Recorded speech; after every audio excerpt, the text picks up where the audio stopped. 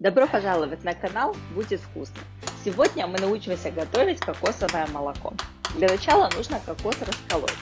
Для этого я использую молоток. Бью вдоль центральной оси, пока кокос не расколется. На это может уйти пару минут. Далее очищаем кокос от кожуры овощечисткой.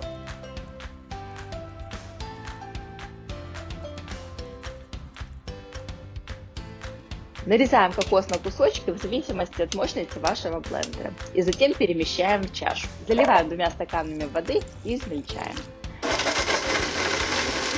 Переливаем полученную массу в марлю и хорошо отжимаем.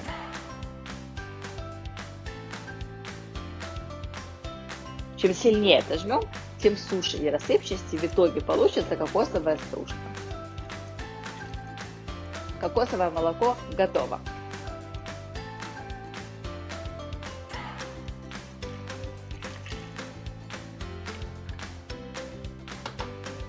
Подписывайтесь на наш канал, нажимайте колокольчик под видео для того, чтобы увидеть первыми наши новые видео.